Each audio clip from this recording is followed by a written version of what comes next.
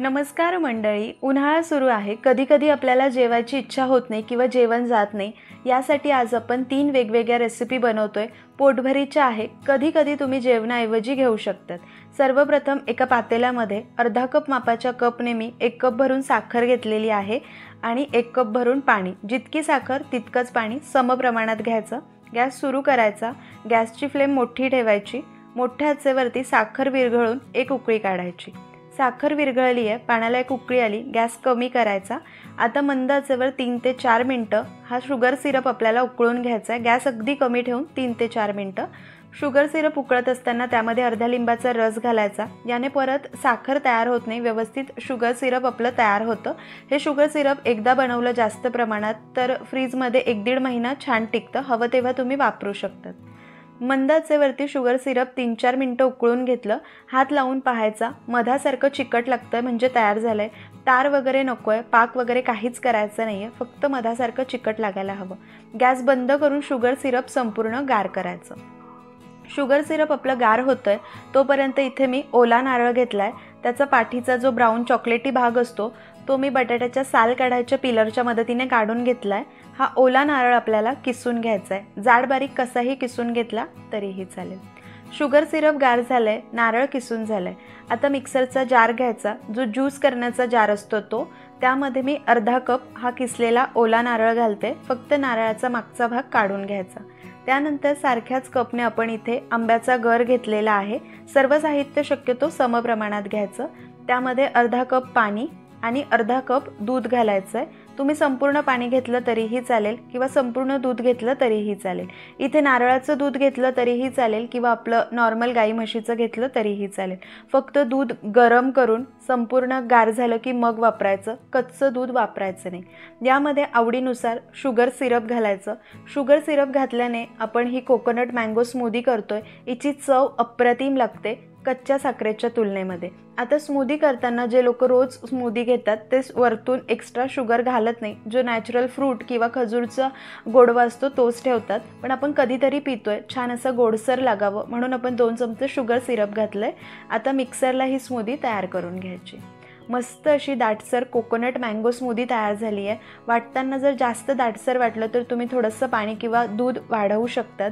ही coconut mango smoothie चवीला अप्रतिम लागते. तुम्ही हवं तर साखर स्किप करू शकतात, म्हणजे शुगर सिरप नसेल घालायचं, नाही घातलं तरीही चालेल. किंवा मग शुगर सिरप नाही आहे, तुम्हाला साधी साखर घालायची आहे तर तुम्ही घालू शकतात. पण शुगर सिरपने स्मूदीची चव आणि चकाकी अप्रतिम येते. मस्त अशी कोकोनट मँगो स्मूदी आपली तयार झाली. दुसरी रेसिपी करण्यासाठी मिक्सरच्या भांड्यामध्ये परत मी 2 चमचे शुगर सिरप घेते. असं शुगर सिरप उन्हाळ्याच्या सुरुवातीला बनवून ठेवलं की फ्रीजमध्ये 1-1.5 महिना छान टिकतं. हवं तेव्हा सरबत वगैरे करायचं असल्यास तुम्ही वापरू शकतात. साखर घोळण्याची गरज पडत नाही. 2 चमचे शुगर सिरप, त्यामध्ये अर्धा कप आंब्याचा गर घेतला आहे आणि चमचाभर आईस्क्रीम घातलं आहे. व्हॅनिला मँगो कोणतंही घालू शकतात. आईस्क्रीम नाही घातलं तरीही चालेल.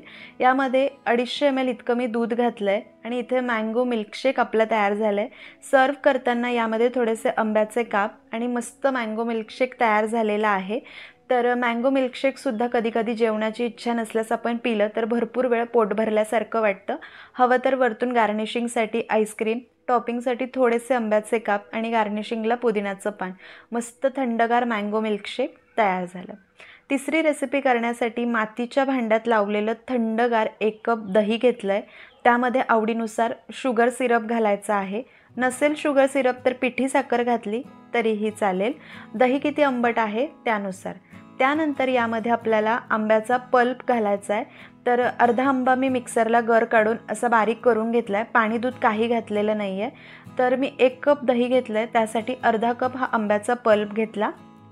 आता दही आणि आंब्याचा पल्प छान आपल्याला विस्कच्या मदतीने किंवा डाळघोटणीच्या मदतीने घोटून घ्यायचं आहे. इथे आपण मस्त मँगो लस्सी करतोय. उन्हाळ्यामध्ये मँगो लस्सी प्यायला अप्रतिम लागते. भरपूर पोटभरीची असते. एकदा पिली की अर्धा 1 तास छान वाटतं, थंडगार वाटतं. चवीला सुद्धा अप्रतिम लागते। लस्सी करताना शक्यतो अशी घोटूनच घ्यायची, मिक्सरला फिरवायची नाही। कन्सिस्टन्सी ॲडजस्ट करण्यासाठी इथे मी दूध घालते। लस्सी तुम्हाला किती दाटसर पातळ हवी आहे त्यानुसार दुधाचं प्रमाण तुम्ही कमी जास्त करू शकतात। शक्यतो लस्सी करताना दूध घालायचं, चव जास्त छान लागते। पाणी शक्यतो टाळायचं। याआधी मी तुम्हाला 5 वेगवेगळ्या प्रकारच्या लस्सीच्या रेसिपी दाखवल्या आहेत, त्यामध्ये मस्त वेगवेगळे फ्लेवर आहे। रोज, चॉकलेट, केसर, पिस्ता लस्सी, ड्रायफ्रूट लस्सी, पंजाबी लस्सी। त्या लस्सींच्या रेसिपी तुम्ही पाहिला नसेल तर डिस्क्रिप्शनमध्ये लिंक देते, त्यासुद्धा नक्की पहा। आणि एक टिप इथे सांगते की शक्यतो मातीच्या भांड्यामध्ये दही लावा, त्याने दह्याची चव एक छान लागते। मातीचा मंद मंद सुगंध असतो आणि लस्सीची चवसुद्धा खूप छान लागते। मस्त अशी सुमधुर दाटसर मँगो लस्सीसुद्धा तयार झाली। मी सर्व करताना आंब्याचे काप घातले, हवं तर तुम्ही ड्रायफ्रूट्ससुद्धा घालू शकतात। उन्हाळा विशेष हे 3 वेगवेगळ्या प्रकारचे पेय आपले तयार झाले। उन्हाळा विशेष आणि आंब्याचा सीझन विशेषसुद्धा आपण म्हणू शकतो। तर आपण टेस्ट करूया। माझी सगळ्यात आवडीची ऑल टाईम फेवरेट म्हणाल तर कोकोनट मँगो स्मूथी, जे नारळ आणि आंब्याचं कॉम्बिनेशन आहे ना, आहा अप्रतिम लागतं, इतकं चविष्ट। मी आंब्याच्या सीझनमध्ये करते, फक्त नेहमी घेणार असेल तर साखर स्किप करत असते। आणि मिल्कशेक तर छान लागतंच नेहमी। आणि तिसरी म्हणजे आपली मँगो लस्सी, आहा अप्रतिम होती चव। इतकं छान वाटतं हे तिन्ही ड्रिंक पिल्यानंतर, पोटात थंडावा मिळतो आणि कडकडत्या उन्हाळ्यात मनाला तृप्तीसुद्धा मिळते।